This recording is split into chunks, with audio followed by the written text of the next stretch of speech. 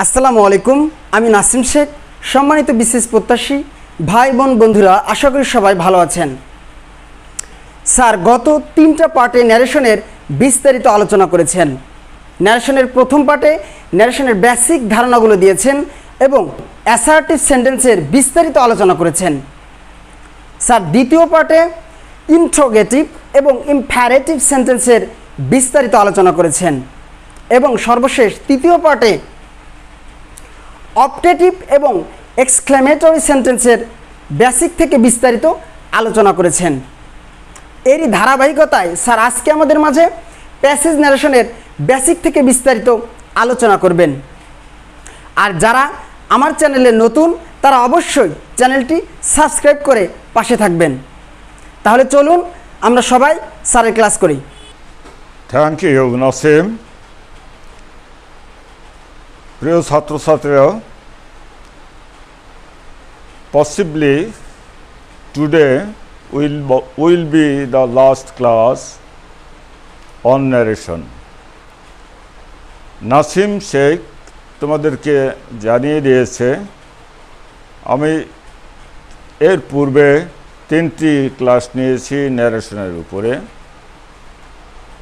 3টি ক্লাসে আমি ন্যারেশনের মৌলিক বিষয়গুলো আলোচনা করেছি, সেই সাথে 5 ধরনের সেন্টেন্সের উপরে যতদূর সম্ভব বিস্তারিত আলোচনা করার চেষ্টা করেছি। আমার বিশ্বাস তোমরা বুঝতে পেরেছ। সবসময় আমি তোমাদের অফার করছি যে তোমরা কোথাও কোনো অসুবিধার সম্মুখীন হলে, কোনো দুর্বোধ্যতা ফেস করলে, না বুঝতে পারলে প্লিজ আমাকে অবহিত করবে। I shall try to make you understand clearly. Today আমি প্যাসেজ ন্যারেশনের উপরে আলোচনা করব তোমাদের নিয়ে। তোমাদেরকে আমি হয়তো বলে থাকতে পারি যে প্যাসেজ ন্যারেশনই আলটিমেট গোল আমাদের, কারণ 5টা সেন্টেন্সের উপর ভিত্তি করে আমরা প্যাসেজ ন্যারেশন শিখব, করব। আর প্যাসেজ ন্যারেশনই তোমাদের পরীক্ষায় থাকবে। তাই প্যাসেজ ন্যারেশন অত্যন্ত গুরুত্বপূর্ণ তোমাদের জন্য। আমি তোমাদেরকে রিকোয়েস্ট করব, সাজেস্ট করব যে তোমরা অত্যন্ত মনোযোগ সহকারে প্যাসেজ ন্যারেশন এর উপরে আলোচনাটা ফলো করবে এবং ভালোভাবে বোঝার চেষ্টা করবে। প্যাসেজ ন্যারেশন, প্যাসেজ শব্দটির বাংলা অনুচ্ছেদ। কোনো বিষয়ের ধারাবাহিক আলোচনা একটি পর্যায় পর্যন্ত, যে পর্যায়ে পৌঁছে আমরা ওই বিষয়টির উপরে একটা সুস্পষ্ট ধারণা পেতে পারি। প্যাসেজ ন্যারেশন মূলত one kind of dialogue. Dialogue বানানটা তোমরা ভালো করে জানার চেষ্টা করবে। বানানটা হলো ডায়ালগু, কিন্তু উচ্চারণ dialogue, DIALOGUE।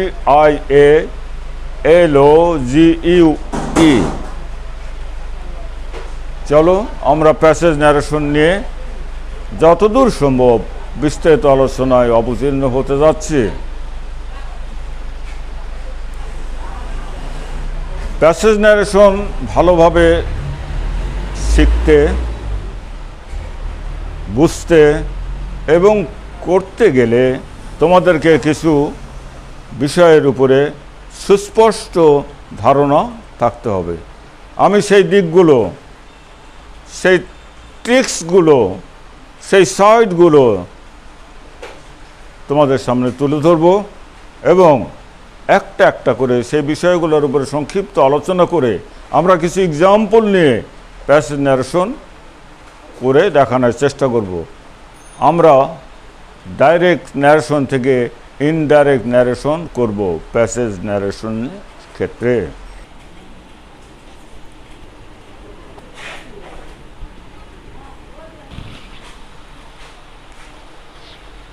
Some important points regarding passage narration. তোমরা দেখতে পাচ্ছ ন্যারেশন বানানটার প্রথম অক্ষরটি আমি বড় হাতের এনে লিখেছি। কেউ কেউ এটা ভুল ধরতে পারেন, আমি তাদের দোষ দেব না। তবে আমার যেটা গোল মিনস এইম, সেটি হলো ন্যারেশন। ন্যারেশন কথাটা যেন তোমাদের ব্রেনে খুব তীক্ষ্ণভাবে হিট করে। First thing you have to do, reading the passage very carefully. To read the passage very carefully. আর এটির উপরে, এই পয়েন্টের উপরেই নির্ভর করবে প্যাসেজ ন্যারেশনের অন্যান্য পয়েন্টসগুলো। তাই আমি আবার তোমাদেরকে বিশেষভাবে তাগিদ দেব, যে প্যাসেজটা তোমাকে পরীক্ষায় করতে দেওয়া হবে অথবা তোমরা নিজেরা প্র্যাকটিস করবে, সেই প্যাসেজটা অত্যন্ত মনোযোগের সঙ্গে তুমি পড়ে নেবে, অর্থ বোঝার চেষ্টা করবে। পড়তে গিয়ে তুমি যে সমস্ত বিশেষ দিকের উপরে গুরুত্ব দেবে সেগুলো আমি এখন অন বাই অন তুলে ধরব, যাতে করে তোমরা প্যাসেজ ন্যারেশনটি নিয়ম মাফিক সঠিকভাবে করতে পারো, ফ্রম ডাইরেক্ট টু ইনডাইরেক্ট।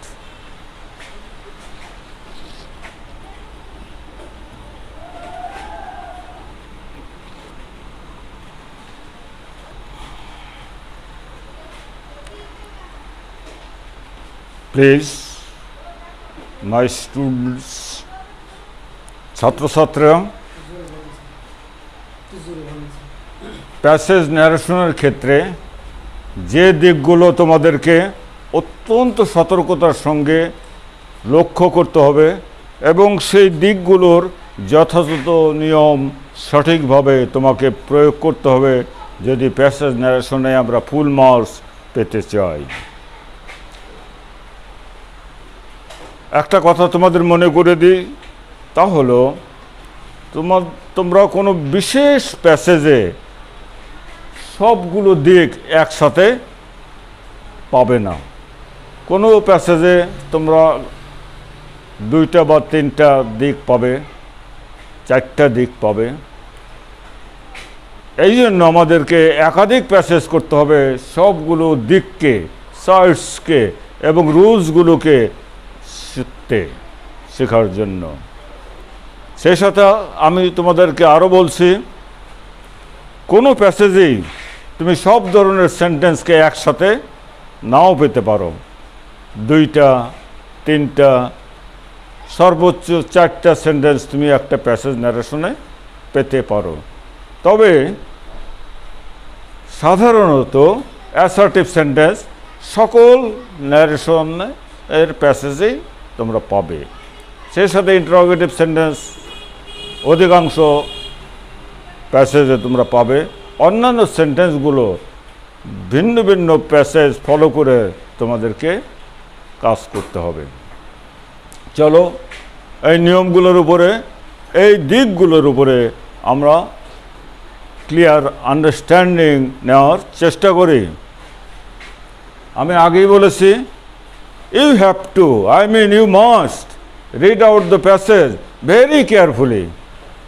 আর এটার উপরে নির্ভর করবে তোমার এই দিকগুলো সঠিকভাবে ধরা এবং তা ফলো করে কারেক্টলি তোমার প্যাসেজ ন্যারেশনের সলিউশন বের করা, অর্থাৎ প্যাসেজ ন্যারেশন করা।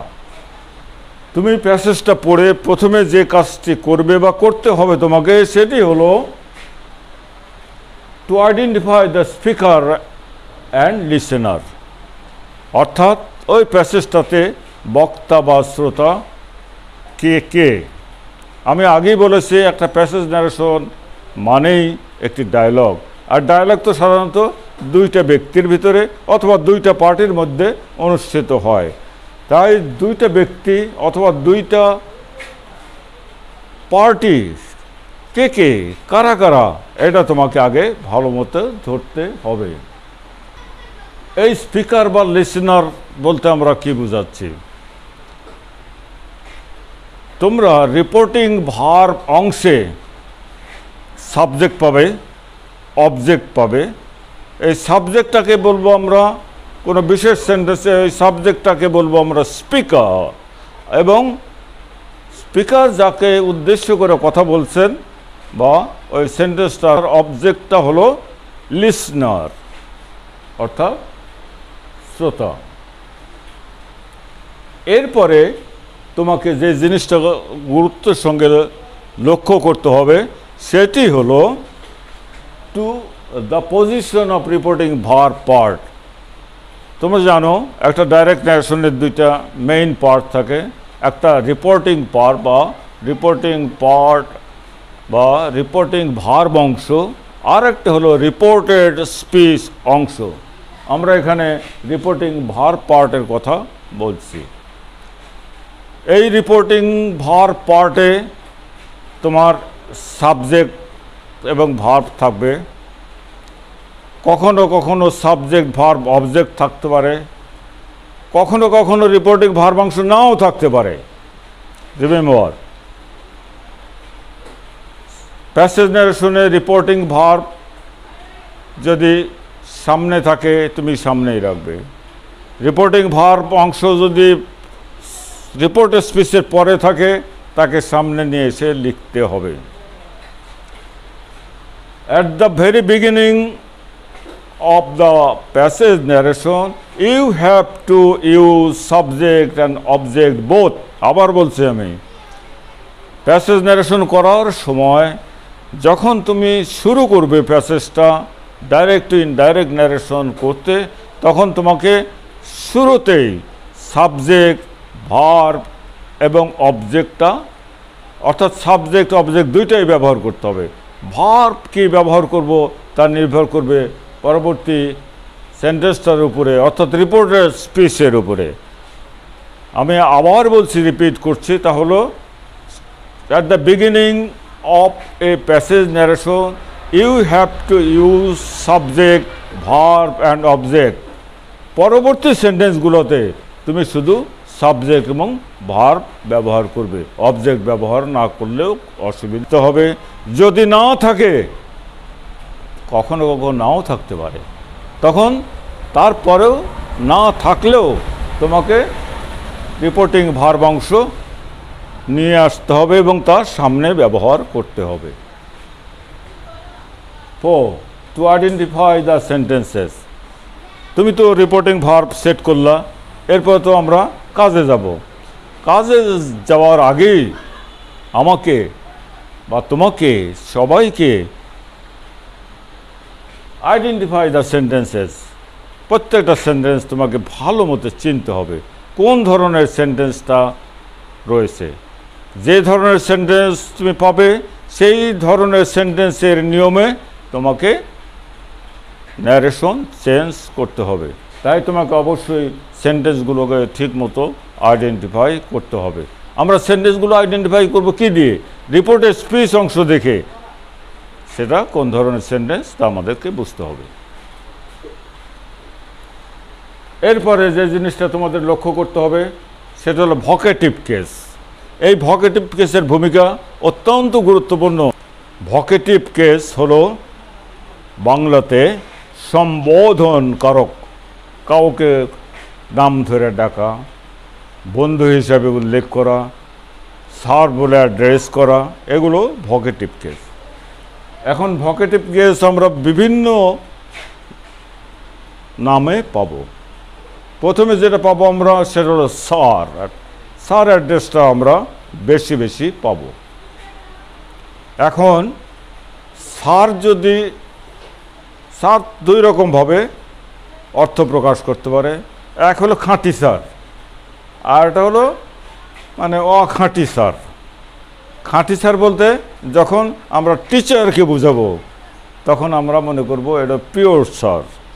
আর অন্যকেও আমরা স্যার বলে অ্যাড্রেস করতে পারি, তখন আমরা ওটাকে খাঁটি স্যার বলবো না।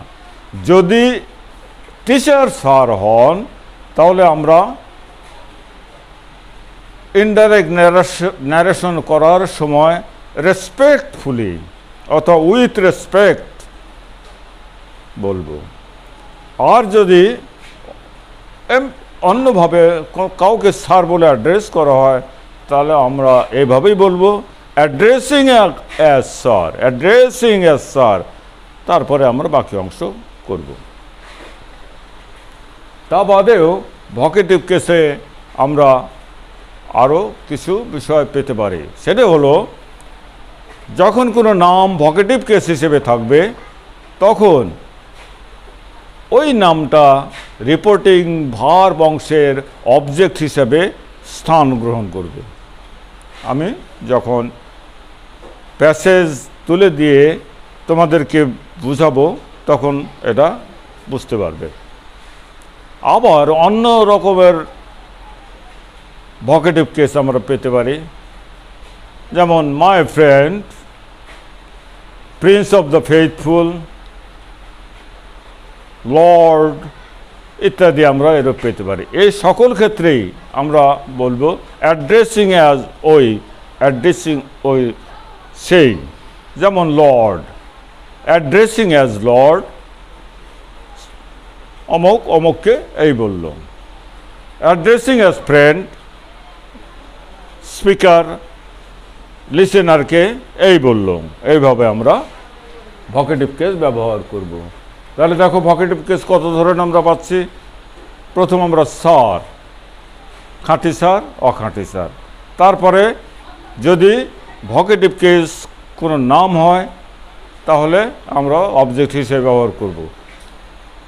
যদি নাম বাদে এবং খাঁটি স্যার না হয়, তাহলে আমরা ব্যবহার করব অ্যাড্রেসিং অ্যাজ ওই ভকেটিভটা। Same speaker, same sentence in on inverted comma, অর্থাৎ একই ইনভার্টেড কমার ভিতরে যদি একই বক্তা একই ধরনের বাক্যে একাধিকবার কথা বলে, তাহলে আমাদের কিছু নিয়ম রয়েছে, সেটা মানতে হবে। আমরা তখন ব্যবহার করব again said or asked, also said or asked or ordered ইত্যাদি, অথবা আমরা বলবো added and said or asked, অথবা যদি আমরা আবার পাই ওই ব্যক্তি আবার কথা বলছে, আবার কথা বলছে, একই ধরনের সেন্টেন্স কিন্তু ভিন্ন সেন্টেন্স হলে আমরা অ্যাডেড, এগেইন, অলসো এগুলো ব্যবহার করব না। 6. Uses of a yes and no. Uses of yes and no. আমরা ডায়ালগ করতে গিয়ে প্রায় প্রশ্নের সম্মুখীন হই। ফর এক্সাম্পল, তুমি কি কখনো কক্সবাজার গিয়েছো? কেউ আমাকে জিজ্ঞাসা করলো, আমি বললাম ইয়েস। অথবা যদি না গিয়ে থাকি, আমি বললাম নো। এরূপ ইয়েস বা নোর ব্যবহারটা আমরা প্যাসেজ ন্যারেশনে প্রায়ই পাব। যদি আমরা ইয়েস পাই, তাহলে আমরা লিখব reply or replied in the affirmative. যদি নো পাই, তাহলে লিখব রিপ্লাই, রিপ্লাইজ, অথবা রিপ্লাইড ইন দ্য নেগেটিভ। আমি আবার বলছি, ইয়েস পেলে আমরা লিখব রিপ্লাই, রিপ্লাইজ, অথবা রিপ্লাই টেন্স অনুযায়ী। ইন দ্য অ্যাফার্মেটিভ, অ্যাফার্মেটিভ বানানটা তোমাদের ভালো করে মনে রাখতে হবে। আমি দেখেছি ছাত্রছাত্রীরা প্রায় অ্যাফার্মেটিভ বানানটা ভুল করে, কারণ উচ্চারণটা তারা বানান অনুসারে করে না, অ্যাফার্মেটিভ বলে, তাই লেখে তারা AFFARMATIV, কিন্তু শুদ্ধ বানান হলো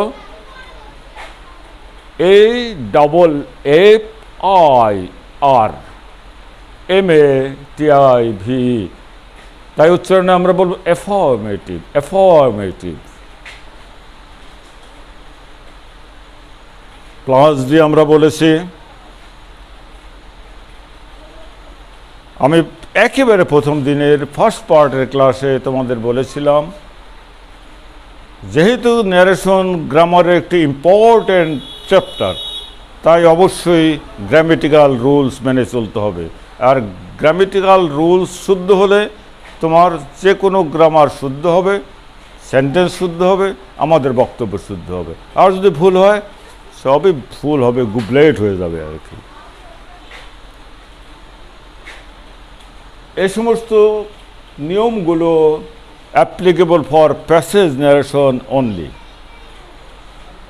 তোমাদের তো আগেই বলেছি যে প্যাসেজ ন্যারেশন হলো সেন্টেন্স ন্যারেশনের সমষ্টি, তাই সেন্টেন্স ন্যারেশনের নিয়ম মানতে হবে। কিন্তু প্রথমেই তোমাকে যে কাজটি করতে হবে সেটা হলো general rules of changing narration from direct to indirect. General রুলসগুলো তোমাকে ফলো করতে হবে। যে ধরনের সেন্টেন্স আমরা ন্যারেশন চেঞ্জ করব, সেই ধরনের সেন্টেন্সের বিশেষ নিয়মগুলো আমাদের ফলো করতে হবে। সেই সাথে প্যাসেজ ন্যারেশনের এই সমস্ত নিয়মগুলো ফলো করতে হবে। এখন চিন্তা করে দেখো প্রিয় ছাত্রছাত্রীরা, আমাদের অনেক দিক লক্ষ্য করে কাজ করতে হবে। আমরা যদি ঘুরে বেড়াই, ছেলেমেয়েরা যদি ঘুরে বেড়ায়, বা আমরা যখন ছোট ছিলাম, কিশোর ছিলাম বা যুবক ছিলাম, তখন ঘুরে বেড়াতাম আর খেতাম। লোকজন বলতো বাপের হোটেলে খায় তো কোনো অসুবিধা নাই। তো আবার কেউ মুরব্বীরা, কোনো মুরব্বী বলতেন খায় তা গুনে না। তো আমাদেরকে এই ন্যারেশনের ক্ষেত্রে গুনে গুনে খেতে হবে। তোমরা হয়তো বলবে যে স্যার প্রত্যেকটা ভাত কি গুনে গুনে খাওয়া যাবে? আমি বলবো ন্যারেশনের ক্ষেত্রে প্রত্যেকটা ভাতই তোমাকে গুনে গুনে খেতে হবে। অর্থাৎ তোমাকে জেনারেল রুলস মেনে চলতে হবে, তোমাকে প্রত্যেক সেন্টেন্সের জন্য স্পেশাল রুলস মেনে চলতে হবে। প্যাসেজ ন্যারেশন করার জন্য তোমাকে প্যাসেজ ন্যারেশনের রুলগুলো মেনে চলতে হবে। প্রত্যেক একটা ন্যারেশন করতে তোমাকে ওয়ার্ড টু ওয়ার্ড তোমাকে সতর্কতার সঙ্গে লক্ষ্য করতে হবে এবং সেই মতো চেঞ্জ করতে হবে। চলো আমরা এখন একটা অথবা দুইটা, সম্ভব হলে তিনটা প্যাসেজ তুলে ধরে সেই প্যাসেজটার ন্যারেশন চেঞ্জ করব, যাতে করে তোমরা বাস্তবে বুঝতে পারো কিভাবে একটা প্যাসেজ ন্যারেশনকে আমরা চেঞ্জ করতে পারি ডাইরেক্ট টু ইনডাইরেক্ট। প্রিয় ছাত্রছাত্রীরা,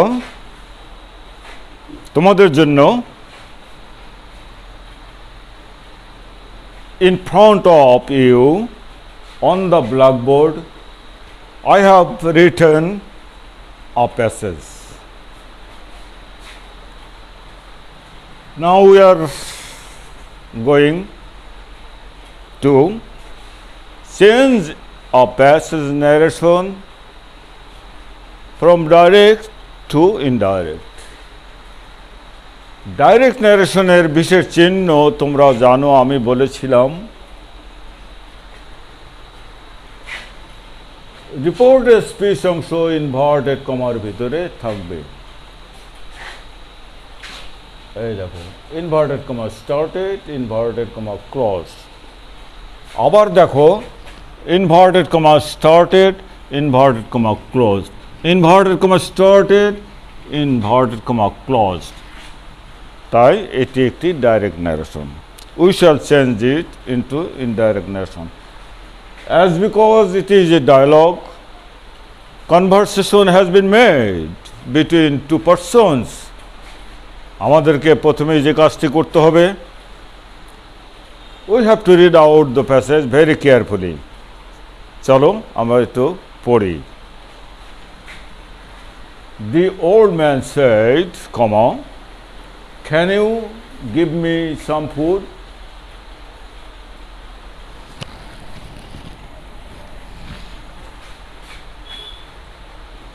Note of interrogation. I inverted comma tapare V. I have been starving for 2 days. Full stop. Inverted comma clause.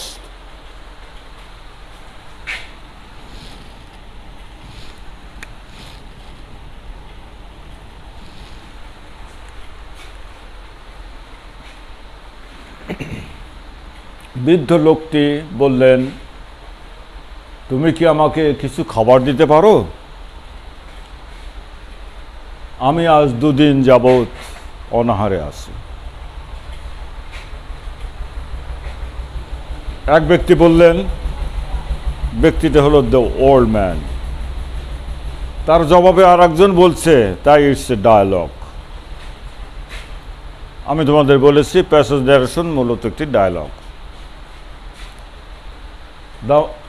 The maid said, maid মানে বালিকা, বালিকাটি বলল, comma, why do you beg, কেন আপনি ভিক্ষা করেন? কান্ট ইউ ওয়ার্ক, কাজ করে খেতে পারেন না? ভিক্ষুকরা ভিক্ষা চাইলে অনেক সময় আমরা এরূপ রাগি, কিন্তু আসলে ধর্মের উদারতার ক্ষেত্রে এটা নিষিদ্ধ। তুমি কাউকে ভিক্ষা দিতে না পারো, দোষের না, বিনীত হয়ে বলবা যে আমি দুঃখিত, মাফ করুন। কিন্তু কেন ভিক্ষা করে খান, কাম করে খেতে পারেন না, এরূপ বলা ঠিক না। এরূপ বলেছে বালিকাটি। বৃদ্ধ লোকটি নাচার, তিনি বলছে, no no, I am unable to work, আমি কাজ করতে অসমর্থ, অক্ষম। Said the old man. দেখো এখানে রিপোর্টিং ভার্ব অংশ রিপোর্টেড স্পিচের প্রথমে আছে, আবার দেখো এখানে রিপোর্টিং ভার্ব অংশ রিপোর্টেড স্পিচের পরে রয়েছে। আমি তোমাদের বলেছি আগেও থাকতে পারে, পরেও থাকতে পারে, তোমরা তার প্রমাণ পাচ্ছ। আমাদের যেটা প্রথম কাজ সেটি হলো বক্তা শ্রোতা খুঁজে বের করা। বক্তা প্রথমে আমরা একটা পেয়েছি, ওল্ড ম্যান। তখন শ্রোতা কে ছিল আমরা ধরতে পারি নাই, কারণ বক্তা কথা বলে যাচ্ছে। পরে আমরা ধরতে পারলাম বালিকাটি যখন কথা বলল, তখন আমরা বুঝতে পারলাম এখানে এই প্যাসেজটাতে বক্তা এবং শ্রোতা একজন বৃদ্ধ লোক এবং একটি বালিকা। বালিকা মানে কিন্তু একেবারে পিচ্ছি বালিকা না, বেশ বড়, বুঝে সুঝে ভালো, রাগ টাগও আছে, এরূপ বালিকা।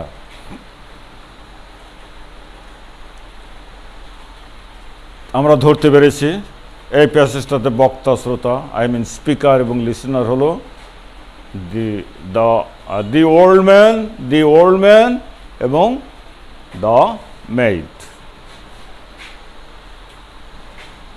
চলো আমরা এখন মাঠে নামি, কাজ করি।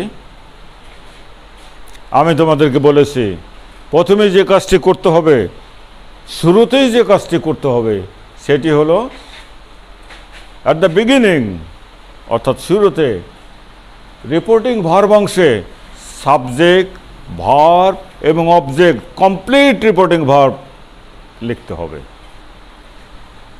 এখানে শুধু সাবজেক্ট দি ওল্ড ম্যান আর ভার্ব রয়েছে, অবজেক্ট নাই। কিন্তু প্রথমে অর্থাৎ শুরুতে অ্যাট দ্য বিগিনিং তোমাকে সাবজেক্ট, ভার্ব, অবজেক্ট কমপ্লিটলি দিতে হবে, অর্থাৎ সাবজেক্ট অবজেক্ট বোথ দিতে হবে।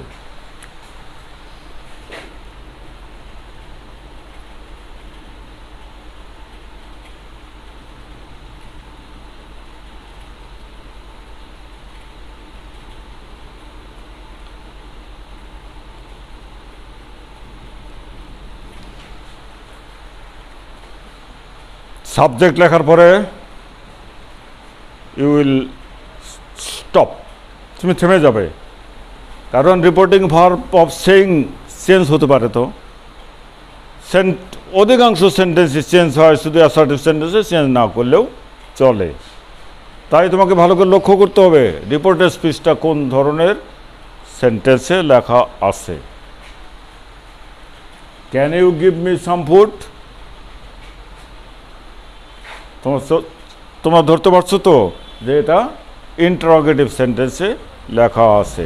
তাই আমরা reporting verb of saying change করে লিখবো আস্কড, কারণ এটা পাস্টে আছে, আমরা আস্কের পাস্ট লিখবো আস্কড। আমি বলেছি স্টার্টিংয়ে তোমাকে সাবজেক্ট ভার্ব অবজেক্ট দিতে হবে, অবজেক্ট দিতেই হবে। পরবর্তীতে আমরা শুধু সাবজেক্ট আর ভার্ব দেব, অবজেক্ট না দিলেও চলবে। এখানে সাবজেক্ট যেহেতু ওল্ড ম্যান স্পিকার, তাই অবজেক্ট অর্থাৎ লিসেনার হলো the made, ask the made. Interrogative sentence আমি তোমাদেরকে বলেছি পূর্ববর্তী ক্লাসে ইন্টারোগেটিভ সেন্টেন্স আলোচনা করতে গিয়ে বলেছি ইন্টারোগেটিভ সেন্টেন্স দুইটা স্ট্রাকচারে লেখা হয়, একটা হলো ইয়েস নো স্ট্রাকচার আর একটা WS structure. Auxiliary verb subject principal verb দিয়ে লেখা হলে সেটা yes no question, auxiliary verb can, subject principal verb object extension ইত্যাদি। যেহেতু এটা ইয়েস নো কোশ্চেন, তাই কমা ইনভার্টেড কমা উঠে গিয়ে কমার স্থলে ইফ অর হোয়েদার যে কোনোটাই তুমি লিখতে পারো। আমরা সহজটাই লিখলাম ইফ,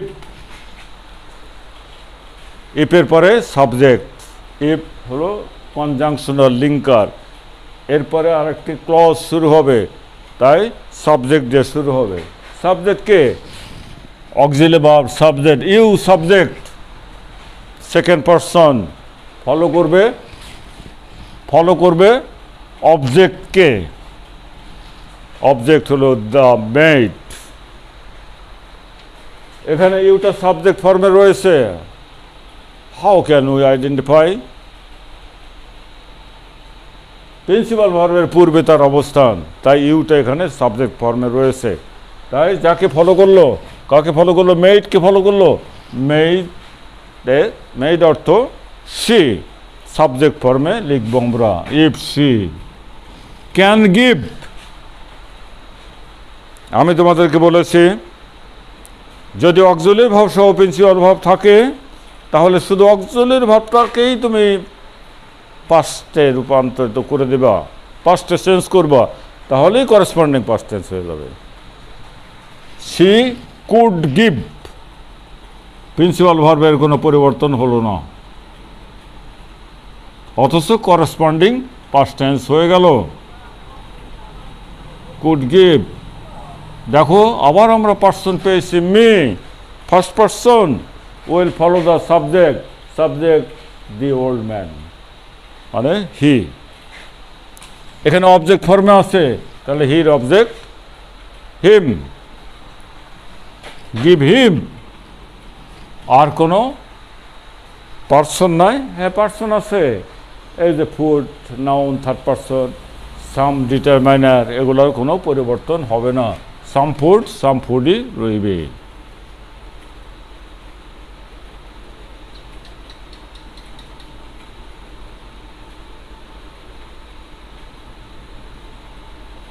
তাহলে প্রথম সেন্টেন্সটার কাজ আমরা শেষ করেছি, সম্ভবত আমরা ফুল মার্কস পাবো এই সেন্টেন্সটাতে।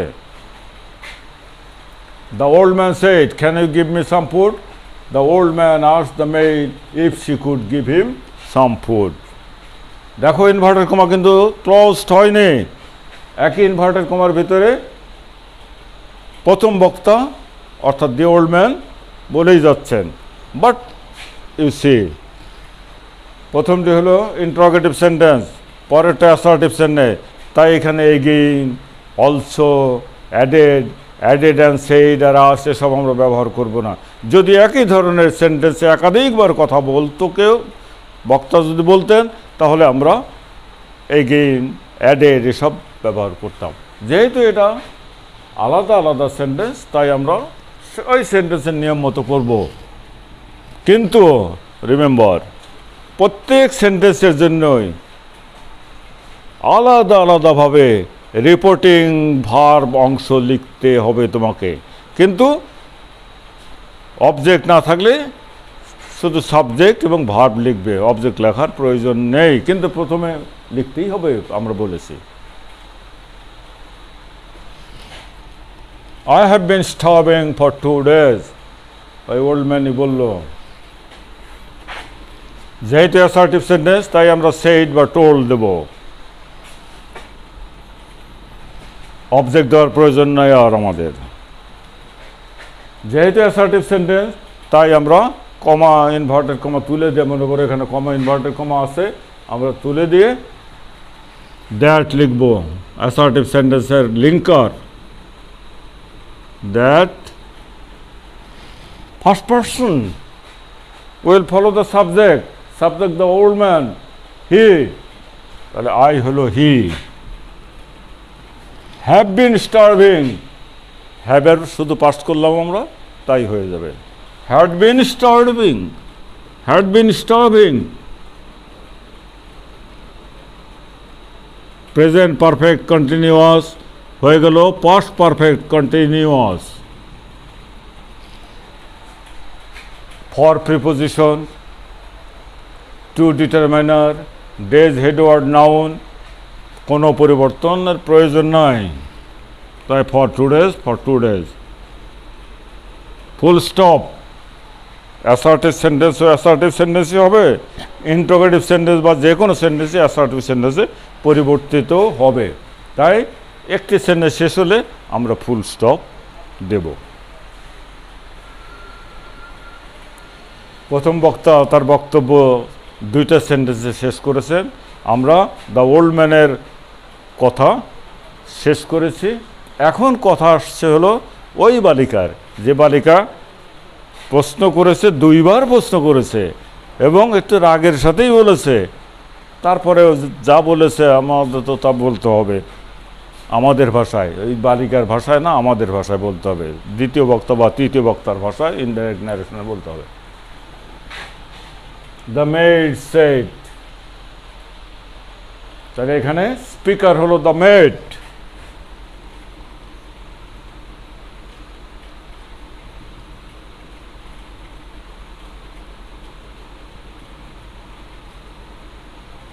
দ্য মেড সেন্টেন্সটা ইন্টারোগেটিভ, তাই আমরা আস্ট দেব যেহেতু past. The made asked, this is an interrogative sentence and WH question, তাই WH কোশ্চেনের নিয়ম মতো আমরা করব। আস্ট, WH কোশ্চেনে যে WHটা থাকবে ওইটাই কনজাংশন বা লিঙ্কার হিসাবে স্থান নেবে। Asked, why do you wake, আমি তোমাদেরকে ইন্টারোগেটিভ সেন্টেন্স করার সময় বলেছি ডু, ডাজ, ডিড যদি অক্সিলারি ভার্ব হিসাবে ইন্টারোগেটিভ সেন্টেন্সে থাকে তবে সেগুলো উঠে যাবে। আমরা শুধু চিনে নেব সেন্টেন্সটি কোন টেন্সে। ডু, ডাজ যদি থাকে অক্সিলারি ভার্ব তাহলে সেন্টেন্সটি প্রেজেন্ট ইনডিফিনিট টেন্স। যদি ডিড অক্সিলারি ভার্ব থাকে তাহলে আমরা শিওর হব যে এটা পাস্ট ইনডিফিনিট টেন্সে রয়েছে। ডু দিয়ে প্রশ্ন আছে, তাই আমরা নিশ্চিত যে এটা প্রেজেন্ট ইনডিফিনিট টেন্সে রয়েছে। করেসপন্ডিং পাস্ট টেন্স হবে পাস্ট ইনডিফিনিট টেন্স, সাবজেক্টের পরে ভার্বের পাস্ট ফর্ম হোয়াই। এখন সাবজেক্টকে ইউ, সেকেন্ড পারসন, ফলো করবে অবজেক্টকে, সাবজেক্ট হলো দ্য মেড, তাহলে অবজেক্ট দ্য মেড হলো স্পিকার, তাহলে লিসেনার বা অবজেক্ট হবে দ্য ওল্ড ম্যান মানে he. Why he, do auxiliary verb, তাই এটা প্রেজেন্ট ইনডিফিনিট টেন্সে আছে। আমরা করেসপন্ডিং পাস্ট টেন্স করব পাস্ট ইনডিফিনিট টেন্সে, কিন্তু অ্যাসার্টিভ সেন্টেন্সে, সকল সেন্টেন্সে অ্যাসার্টিভ সেন্টেন্সে পরিবর্তিত হবে। হোয়াই হি বেগড, সাবজেক্ট ভার্বের পাস্ট ফর্ম। এখানে একটি কথা তোমাদের বলি, ভুল হতে পারে তোমাদের, আমি স্মরণ করে দেই। যদি কোনো ভার্বের শেষে একটি কনসোনেন্ট থাকে, তার পূর্বে একটি ভাওয়েল থাকে, তাহলে পাস্ট করার সময়, পাস্ট পার্টিসিপল করার সময়, আইএনজি যোগ করবার সময় শেষের অক্ষরটি ডবল করে নিতে হবে। তাই যেটা ডাবল হয়ে গেল, তারপরে ইডি, হোয়াই হি বেকড। বালিকা বলছি এবং একই ধরনের সেন্টেন্সে বলছে। তাই এবার আমাদের ওই নিয়মটা আসছে, একই বক্তা একই ইনভার্টেড কমার ভিতরে একই ধরনের সেন্টেন্সে যদি একাধিকবার কথা বলে তাহলে আমরা এগেইন বা অ্যাডেড দিয়ে লিখব, অলসো দিয়ে লিখব। নতুন একটি সেন্টেন্স শুরু হচ্ছে, তাই নতুন করে রিপোর্টিং ভার্ব দিতে হবে। সে, দ্য মেইড মানে সে, আমরা নাউনে লিখেছি তাই তার প্রোনাউনে লিখলাম। সে এগেইন আস্কড, যেহেতু একই ধরনের সেন্টেন্সে একই ইনভার্টেড কমার ভিতরে একাধিকবার কথা বলেছে বালিকা, তাই আমরা এগেইন ব্যবহার করলাম। আমরা এরূপ লিখতে পারতাম, she added and asked. Added দিলে একটা অ্যান্ড দিতে হবে, কারণ দুইটা ভার্ব এসে যাচ্ছে।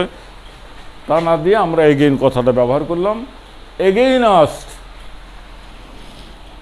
Kant you work, yes no question. তাই আমরা কনজাংশন বা লিঙ্কার হিসাবে ইফ লিখব, আস্কড ইফ। ইফের পরে subject you, auxiliary verb, subject principal verb. You subject, principal ভার্বের পূর্বে আছে। ইউ সেকেন্ড পারসন, ফলো করবে অবজেক্টকে। এখানে সাবজেক্ট হলো মেইড মানে সি, তাহলে অবজেক্ট হবে তোমার ওল্ড ম্যান। ইফ হি, শোনো এখানে একটা কথা তোমাদের বলি, সেটি হলো যদি সাবজেক্ট এবং অবজেক্ট একই পার্সন একই নাম্বার হয় তাহলে ওই হি দ্বারা কাকে বোঝাচ্ছে তা তোমাকে ক্লিয়ারলি ডেমার্কেট করে দিতে হবে। যদি দুইটাই হি হতো তাহলে এই হি দ্বারা কাকে বোঝাচ্ছে তা লিখতে হতো, ওল্ড ম্যান না ওই রহিম না করিম, প্রথম অক্ষর দিয়ে আমাদের সুস্পষ্ট হতো। কিন্তু যেহেতু একটা সি একটা হি, তাই আমার প্রয়োজন নাই, একই ধরনের পার্সন এবং নাম্বার না। If he Kant work, couldn't work, could not work. If he could not work, তুমি কুডেন্ট ওয়ার্কও দিতে পারতে, কিন্তু আমি মনে করি যে ইনডাইরেক্ট ন্যারেশনে যত ক্লিয়ার করে লেখা যায় তত ভালো। If he could not work. তোমরা প্রশ্ন করতে পারো, স্যার ওয়ার্ককে ওয়ার্কড করলেন না কেন? খুব যুক্তিসঙ্গত প্রশ্ন। আমরা যে খালি করেসপন্ডিং পাস্ট টেন্স করতেছি, তাহলে এখানে ওয়ার্ককে ওয়ার্কড করলাম না কেন? শোনো, মোডাল অক্সিলারি ভার্বের পরে প্রিন্সিপাল ভার্ব সর্বদাই প্রেজেন্ট ফর্ম বা বেস ফর্মে হয়। Shall, will, should, would, may, might, can, could, must, ought, dare, need এসবের পরে ভার্বের বেস ফর্ম হয়। কুড যেহেতু একটা মোডাল অক্সিলারি, তাই তার পরে ভার্বের প্রেজেন্ট ফর্ম হবে। Full stop. If he could not work, no, I am unable to work, said the old man. দেখো রিপোর্টিং ভার্ব দেওয়াই আছে, রিপোর্টিং ভার্বটা পরে দেওয়া আছে, কিন্তু আমি তোমাদেরকে বলেছি আগে থাকুক পরে থাকুক না থাকুক রিপোর্টিং ভার্ব দিতেই হবে, এবং তা রিপোর্ট স্পিচের সর্বদাই আগে দিতে হবে। আবার বক্তা পরিবর্তন হয়েছে, বক্তা ওল্ড ম্যান আবার এসে গেছেন। দি old man, the old man. Reporting verb অংশ পরে থাকলে কখনো কখনো ভার্ব আগে দিয়ে সাবজেক্ট পরে দেয়, কখনো কখনো সাবজেক্ট আগে দিয়ে ভার্ব পরে দেয়। কিন্তু আমরা যখন ইনডাইরেক্ট ন্যারেশন করব তখন সর্বদাই রিপোর্টিং ভার্ব অংশটি সেন্টেন্সে রিপোর্টের স্পিচের আগে নিয়ে আসবো এবং আগে সাবজেক্ট তারপরে ভার্ব দেব। তো দি ওল্ড ম্যান এটা interrogative sentence, sorry assertive sentence, তাই সেই ও সরি, এখানে ইয়েস নোর ব্যাপার আছে, ইয়েস নোর ব্যাপার আছে। দেখো নো, আমি বলেছিলাম ইয়েস অথবা নো থাকলে কি করতে হবে? ইয়েস থাকলে replied in the affirmative, no থাকলে রিপ্লাইড ইন দ্য নেগেটিভ লিখতে হবে। The old man replied, শুধু নোর জন্য আমরা লিখলাম replied in the negative. The old man subject আমরা ব্যবহার করবই। তারপরে সে বলেছে অ্যাসার্টিভ সেন্টেন্স, হ্যাঁ I am unable to work and said that I, first person, will follow the subject the old man, he, subject form আছে, তাই he, that he. am বিভার একমাত্র বিভাগ, তাই তার করেসপন্ডিং পাস্ট টেন্স হবে was অথবা were, হির সাথে was. he was unable, adjective. আমি শুনতে পেলাম তোমরা কেউ প্রশ্ন করলে, প্রশ্নটা অবশ্য ঠিক জোরে করো নাই, কিন্তু আমি শুনতে পেয়েছি। সেটা হলো, স্যার ওই যে ওয়ার্কই রাখলেন, করেসপন্ডিং পাস্ট টেন্স করলেন না স্যার, একবার এক সময় এক কথা কন আপনি। না, আমি নিয়ম মতোই কথা বলছি আমার প্রিয় ছাত্রছাত্রীরা। সেটা হলো নন ফাইনাইট ভার্ব সাবজেক্ট অর্থাৎ পার্সন, নাম্বার, টেন্সের পরিবর্তন হলেও নন ফাইনাইট ভার্বের কোনো পরিবর্তন হবে না। টু ওয়ার্ক এটি একটি non finite verb, infinitive non finite, তাই এটার কোনো পরিবর্তন হলো না। টু ওয়ার্কই রইল। ফুল স্টপ সকল সেন্টেন্স অ্যাসার্টিভ সেন্টেন্সে পরিবর্তিত হবে। খুব ভালো করে লক্ষ্য করো,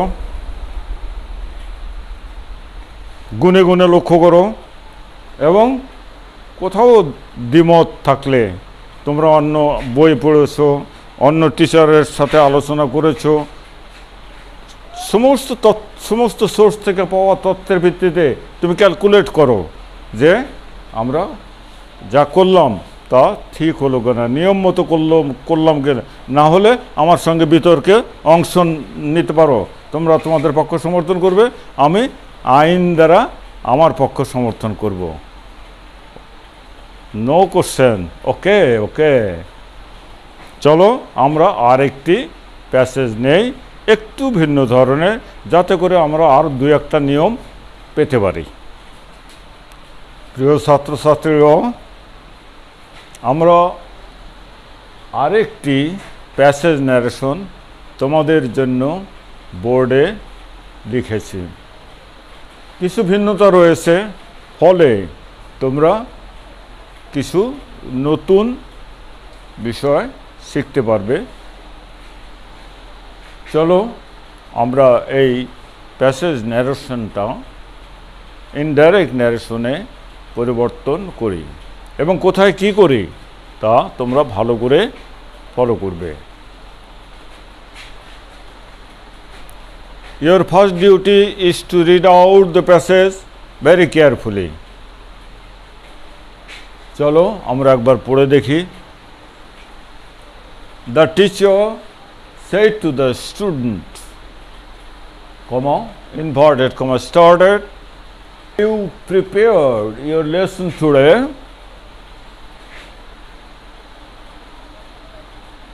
শিক্ষক বললেন ছাত্রটিকে, তুমি কি আজকে তোমার পাঠ প্রস্তুত করেছো? No, inverted comma started, no sir. ছাত্র বলল, না sir.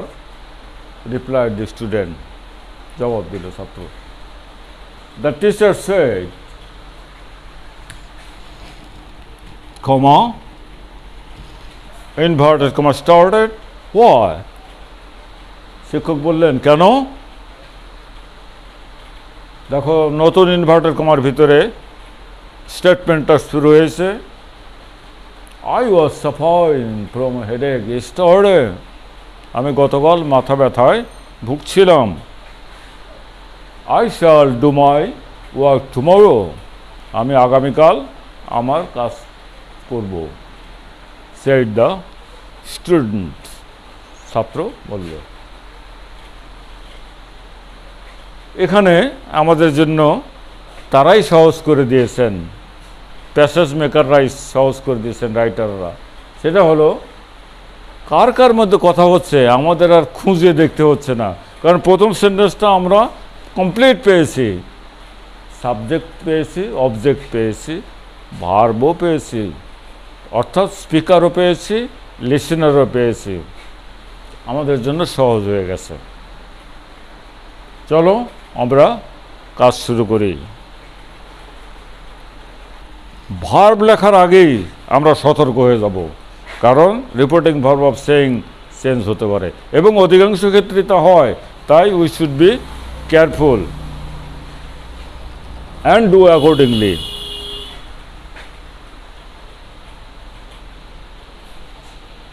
As because the sentence in the reported speech part is interrogative, so we shall write asked.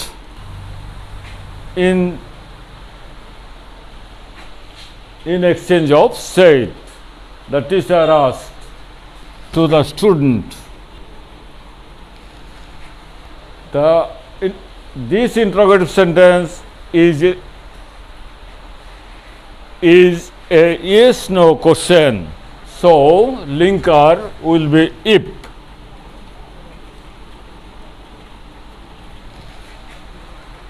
Have you prepared your lesson today? Auxiliary verb, subject, principal verb. If এর পরে subject দেব আমরা, subject you will follow the object, object হলো the student মানে he. Yuta এখানে subject ফর্মে আছে কারণ প্রিন্সিপাল ভার্বের পূর্বে তার অবস্থান। ইফ হি, এখানে একটা জিনিস লক্ষ্য করো, আমি তোমাদেরকে আগে বলেছি যদি একই সাবজেক্ট অবজেক্ট একই পার্সন একই নাম্বার হয় তাহলে আমরা ক্লিয়ার করার জন্য এই হিটাকে, ওই সিটাকে, ওই ডেটা কারা তা পরিষ্কার করার জন্য, ক্লিয়ার করার জন্য আমরা উল্লেখ করে দেবো উইদিন ব্র্যাকেট ইফ হি, টিচারও হি, স্টুডেন্টও হি। তাহলে এখানে এই হি কোন হি আমাদের তাই সুস্পষ্ট করে দিতে হবে। ইউ সেকেন্ড পারসন ফলো করছে স্টুডেন্টকে, তাহলে এখানে হি মানে স্টুডেন্ট, আমরা ব্র্যাকেটের ভিতরে লিখব S. If he have prepared, auxiliary ভার্বের শুধু পাস্ট করলেই আমাদের করেসপন্ডিং পাস্ট হয়ে যাবে। ইফ হি হ্যাড প্রিপেয়ার্ড, এই তোমরা প্রশ্ন করতে পারো এবং করছো মনে মনে, যদিও তা প্রকাশ করছো না। তোমরা বলছো স্যার হ্যাভটা আগে ছিল, আপনি হ্যাভের পরিবর্তে হ্যাড লিখলেন, বুঝলাম যে এটা করেসপন্ডিং পাস্ট টেন্স করছে, কিন্তু পরে লিখলেন কেন? ইউ মাই স্টুডেন্টস, আমরা জানি এবং মেনে চলতে হবে, সেটি হলো সকল সেন্টেন্স অ্যাসার্টিভ সেন্টেন্সে পরিবর্তিত হবে। তাই এখানে সাবজেক্টের পূর্বে ছিল হ্যাভ, যেহেতু আমরা অ্যাসার্টিভ সেন্টেন্সে লিখব ইউ হয়ে গেল হি, সকল ভার্ব অক্সিলারি ভার্ব হোক আর প্রিন্সিপাল ভার্ব হোক সাবজেক্টের পরে চলে যাবে। If he had prepared, you second person will follow the object the student, অর্থাৎ হি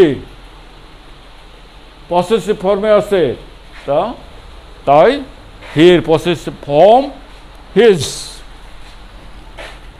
এই হিজ আবার কোন হিজ? টিচার হিজ নাকি স্টুডেন্ট হিজ? ছাত্র তার পড়া তৈরি করে নয়, his. Lesson noun, no change. দেখো এই প্যাসেজটার একটি বিশেষ বৈশিষ্ট্য হলো আমরা ঘন ঘন নৈকট্যবাচক শব্দ পাচ্ছি। যেমন এখানে টুডে পেয়েছি, এখানে ইয়েস্টারডে পেয়েছি, এখানে টুমরো পেয়েছি। বারবার আমরা নৈকট্যবাচক শব্দ পেয়েছি। নৈকট্যবাচক শব্দ দূরত্ববাচক শব্দে পরিবর্তিত হবে। টুডে দূরত্ববাচক শব্দ হলো that day, that day, lesson that day, full stop. টিচারের বক্তব্য এক সেন্টেন্সে শেষ হয়েছে। আমরা অ্যাসার্টিভ সেন্টেন্সে লেখাটা শেষ করলাম। এরপরে জবাব দিল ছাত্র, কি বলল? নো। আমরা সাবজেক্ট এবং ভার্ব প্রত্যেকটা সেন্টেন্সের জন্য প্রয়োগ করব, লিখব। নো, এখানে কে বলল? স্টুডেন্ট রিপ্লাই করলো। তাহলে আমরা লিখব তাই, দ্য স্টুডেন্ট। স্যার থাকলেই, খাঁটি স্যার হলেই আমরা সাবজেক্টের পরে রেসপেক্টফুলি কথাটা ব্যবহার করব। আরে শিক্ষকদের তো তেমন কিছু নাই, ওই রেসপেক্টের জন্যই শিক্ষকরা অস্থির, তারা এটাই কামনা করে বেশি করে। তাই পণ্ডিতরা এই দিকটা লক্ষ্য করেছেন ভালো করে, খাঁটি স্যার হলেই রেসপেক্ট, রেসপেক্ট, রেসপেক্টফুলি কথাটা ব্যবহার করা হবে।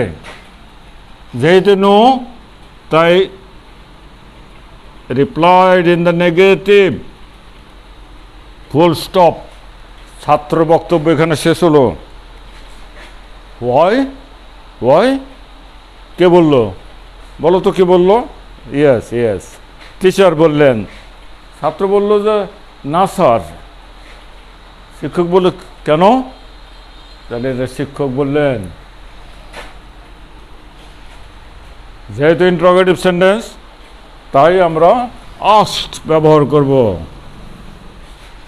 এখন একটা কথা দেখো, শিক্ষক কিন্তু এক শব্দের মধ্যে মেলা কথা বলছেন।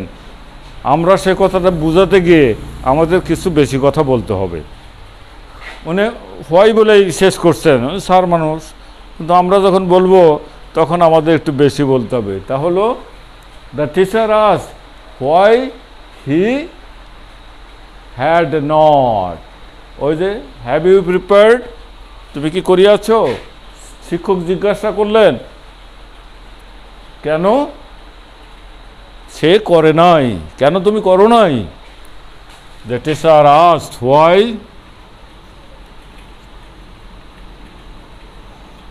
হি হ্যাড নট। হি মানে স্টুডেন্ট। তুমি ইচ্ছা করলে এখানে প্রিপেয়ার্ড কথাটা লাগাই দিতে পারো, আরও ক্লিয়ার হবে। Why he had not prepared, খালি হ্যাড নট পর্যন্ত লিখলেই সেন্স ক্লিয়ার হয়ে যায়। The teacher asked why he had not, কেন সে করেছিল না। এরপরে আবার ছাত্র আসলো, সে তার কারণ দর্শাচ্ছে কেন সে করে নাই। I was suffering from headache yesterday. I shall do my work tomorrow, said the student. দেখো, প্রথম সেন্টেন্সটা অ্যাসার্টিভ, দ্বিতীয় সেন্টেন্সটাও অ্যাসার্টিভ, তাই আমরা said অথবা told দিয়ে করব। The student told বা said. The student said that I was suffering from headache yesterday. First person will follow the subject. Subject the student, মানে he, I subject forme আছে, তাই the student এর subject form he, এই he মানে student। He was suffering, past continuous tense, corresponding past tense, past perfect continuous, past continuous, past perfect continuous. He had been suffering, was suffering, past continuous, past perfect continuous. He had been suffering from headache, কোনো পরিবর্তন নাই। এই যে আবার নৈকট্যবাচক শব্দ পেয়েছি আমরা, yesterday, the previous day, the day before, the previous day দেওয়া মনে রাখবো yesterday, the previous day, the following day, the next day, দি কিন্তু ব্যবহার করতে হবে দি বা দা from headache the previous day নির্দিষ্ট সেই দিনটা তাই দি আর তাছাড়া যদি তোমরা প্রশ্ন করো যে স্যার এখানে দি কেন বসালেন জবাব দেওয়া খুব মুশকিল আমি এইটুকু বলতে পারি ওই নির্দিষ্ট পূর্ববর্তী দিনটাকে বলা হয়েছে I shall do my work tomorrow একথা কে বললো ছাত্র বলল দেখো একই বক্তা একই ধরনের ইনভার্টেড কমার ভিতরে একই ধরনের সেন্টেন্সে কথা বলেছে তাই আমরা এগেইন অথবা ফার্দার অথবা অ্যাডেড ব্যবহার করে লিখব আমরা এর আগে এগেইন লিখেছিলাম এবার অ্যাডেড দিয়ে লিখি এই আই ফার্স্ট পারসন ফলো করবে সাবজেক্টকে সাবজেক্ট দ্য স্টুডেন্ট হি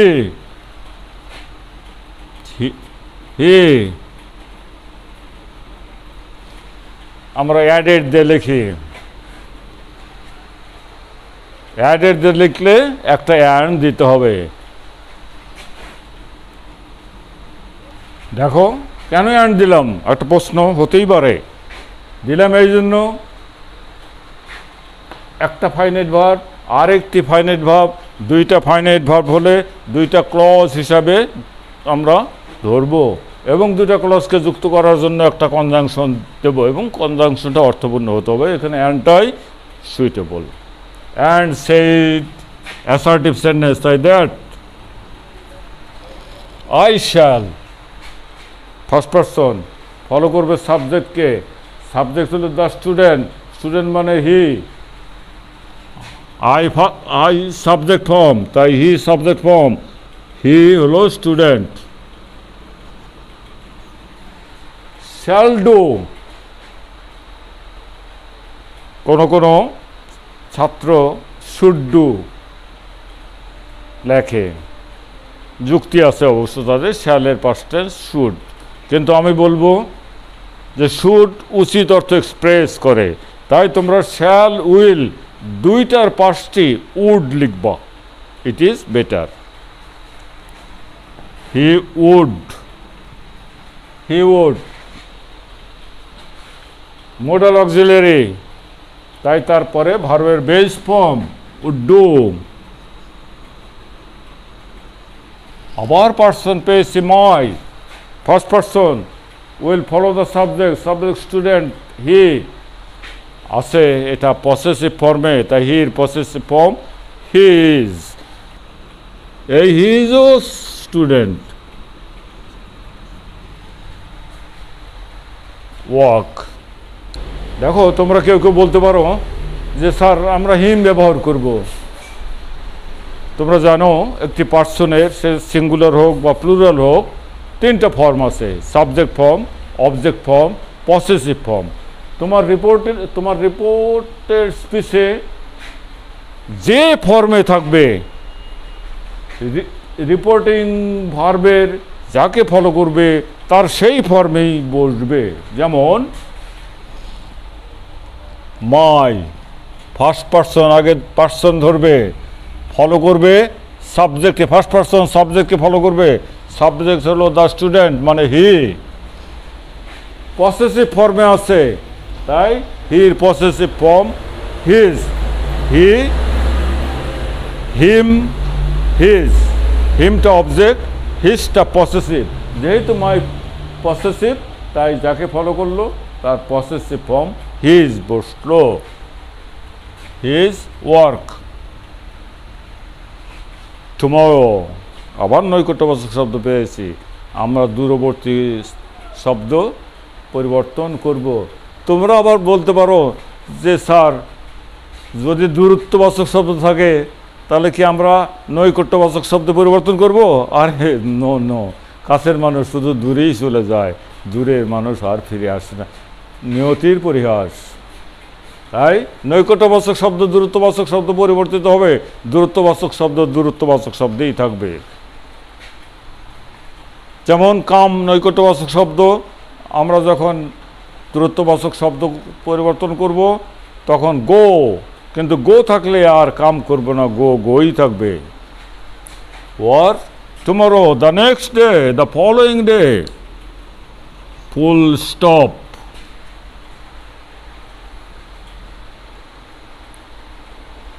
ভালো করে লক্ষ্য করো, প্রশ্ন করো আমাকে। I am ready to give you answer.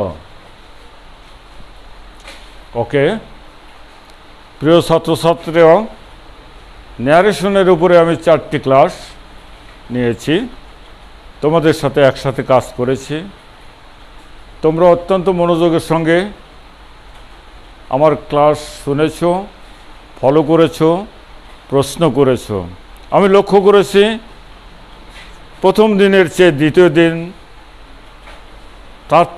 তারপরে তৃতীয় দিন, তারপরে শেষের দিন আজকে দিন দিন ছাত্র সংখ্যা আমার ক্লাসে বেড়েছে। I am really happy. আমার বক্তব্যের মধ্যে যদি কোনো রকমের কঠোর কথা আমি বলে থাকি, please don't take it otherwise. Teacher হিসেবে আমার অধিকার আছে কিছু শক্ত কথা বলার। যদি আমার ক্লাস তোমাদের ভালো লেগে থাকে, যদি তোমরা উপকৃত হয়ে থাকো কিছুটা হলেও, I shall feel myself happy. তোমরা বেশি বেশি কাজ করো, নিজেদেরকে তৈরি করো। আমি বলি learn English, prepare yourself, be fit to fight in life. ইংরেজি শেখো, নিজেকে প্রস্তুত করো, জীবন যুদ্ধের জন্য তৈরি হও।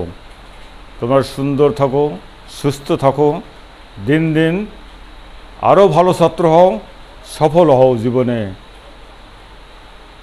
May Allah bless you. May Allah make you prosperous. Thank you all very much.